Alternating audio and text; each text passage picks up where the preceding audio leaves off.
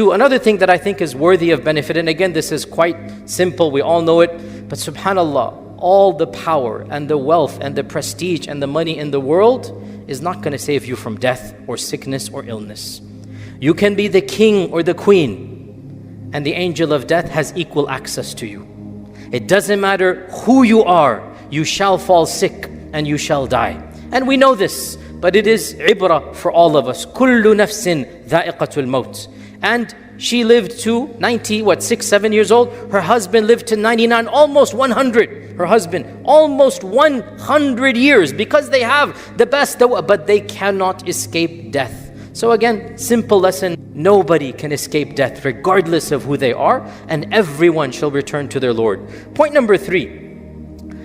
This leads us to the more interesting and the controversial stuff. Again, we really do have, as I said, some emotional extremes when it comes to that. Every time a non-Muslim dies, a politician, an actor, actress, an influential person whom the people overall loved, every time we see the same, spectrum of reactions. One group of people of our community, they don't care at all about the religion, and they make dua, and they consider, oh, he made people laugh, he's going to go to Jannah. Oh, she did this and that, built a hospital, and may Allah forgive her. And they make these types of du'as and whatnot. So we have to speak very frankly over here, that what exactly should we do when it comes to the death of a non-Muslim? Well, again, so this is point number 3. It's going to be divided into subcategories. The first point, 3A if you like.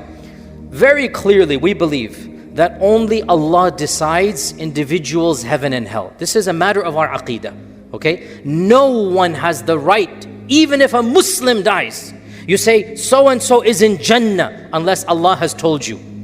We can say, the Sahaba, Abu Bakr as-Siddiq is in Jannah, the Prophet, we can say that. But if Ahmed dies, if Zainab dies, if Mustafa dies, our friends and family die, we say, Insha'Allah, they're going to Jannah. We cannot say they are in Jannah. It's not allowed to. Similarly, the worst kafir dies in our lifetime. We cannot categorically state he is in Jahannam. We can say this evil tyrant has died, may he be punished the way he deserves. Okay, no problem. You're making dua against him, no problem. But we do not state an individual is going to heaven or hell unless Allah has told us. We may state Fir'aun is in Jahannam, the Qur'an says so. We may say Abu Jahl, Abu Lahab is in Jahannam, Tabbat yada Abi Lahab wa tab. We may say Abu Lahab and his wife are in Jahannam, no problem. But any evil person dies in our times, you may make, bad du'as, we say you may make dua against. You may wish that evil tyrant is in Jahannam, but you cannot say categorically. This is 3A. 3B, you cannot say categorically, however, you may speak in generalities, and you should speak in generalities. This is where a lot of our youth get confused. If we say evil people are going to Jahannam, some of our youth say, oh, we should not be judging. I am not judging individuals. I am speaking in generic truths. I'm not judging individuals, I'm speaking in generic truths. Righteous people will go to Jannah. That's true. Evil people will go to Jahannam. That is true. So we speak in generalities. And this is what the Qur'an says. إِنَّ الَّذِينَ آمَنُوا وَعَمِلُوا الصَّالِحَاتِ إِنَّ الَّذِينَ كَفَرُوا. It's speaking in generalities. And we say the same thing. And one of the problems that we have in our times is that belief and iman in theology has become something that people don't care about.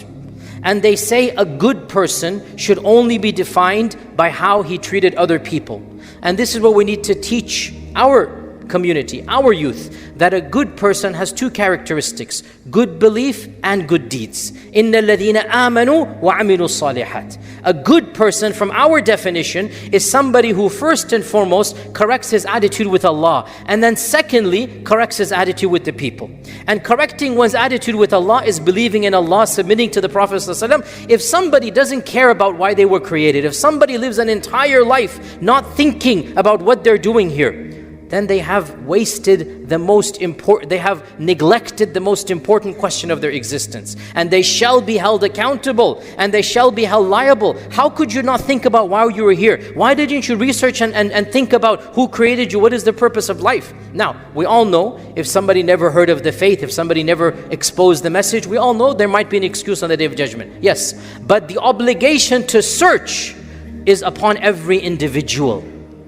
Every human being must think about these questions. We as Muslims, we think about them and alhamdulillah we know the answers. The Qur'an is our hidayah, the Prophet is our prophet, Allah is our Rabb, we believe in heaven and hell, but we're still thinking of the questions. What is the purpose of life? The worship of Allah. What's going to happen after death? Allah is going to judge us, etc., etc. If we don't have the answers outside of Islam, we must search for them.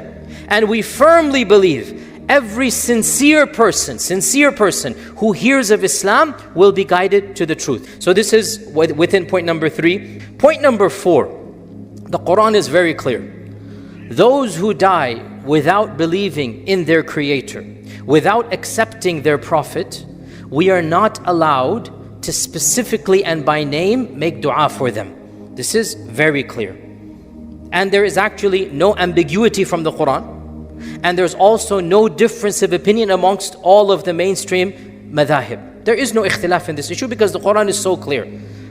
In one verse, مَا كَانَ لِلنَّبِيِّ وَالَّذِينَ آمَنُوا, it is not allowed for the Prophet ﷺ or for the believers أَن يَسْتَغْفِرُوا لِلْمُشْرِكِينَ, that they ask Allah to forgive the mushrik, even if they be close family members.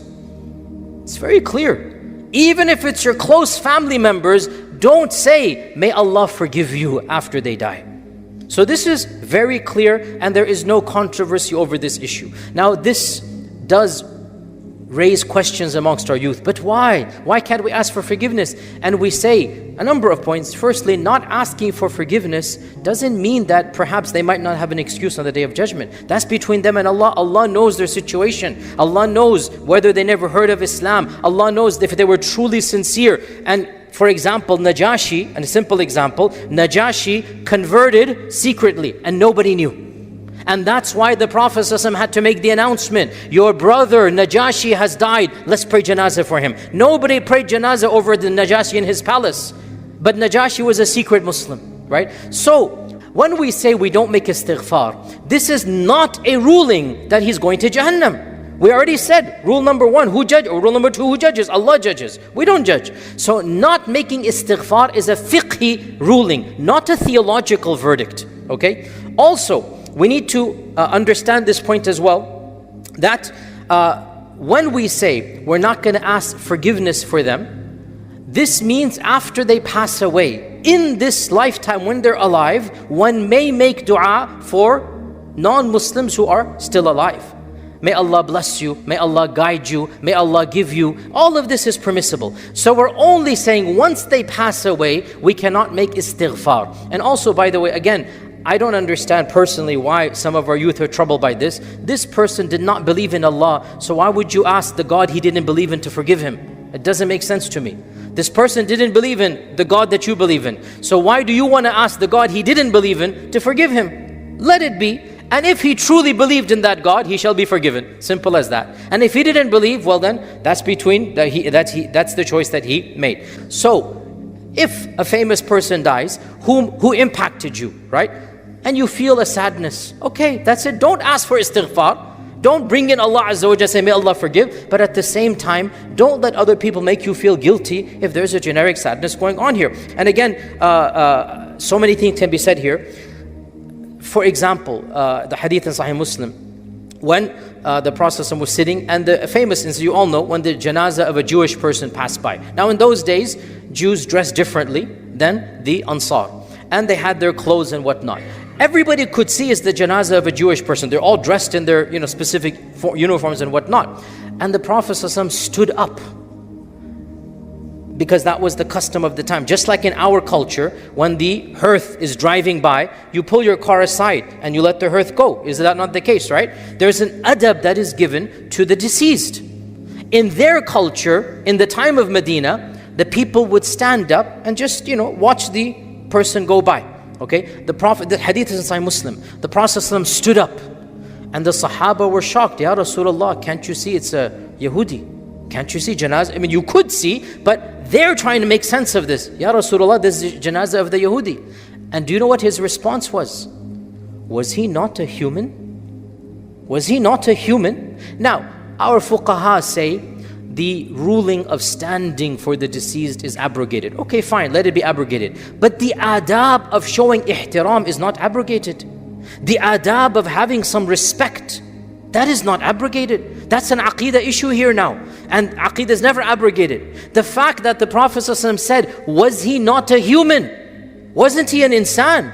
Okay, he's not a Muslim. I'm not going to the qabr and making dua for him. And our sharia is not that, mean or nasty or cruel that we are told to not even show the basics of humanity. In contrast to some groups who believe this, I strongly disagree. And the seerah is the best example for this. And point number 7, final point.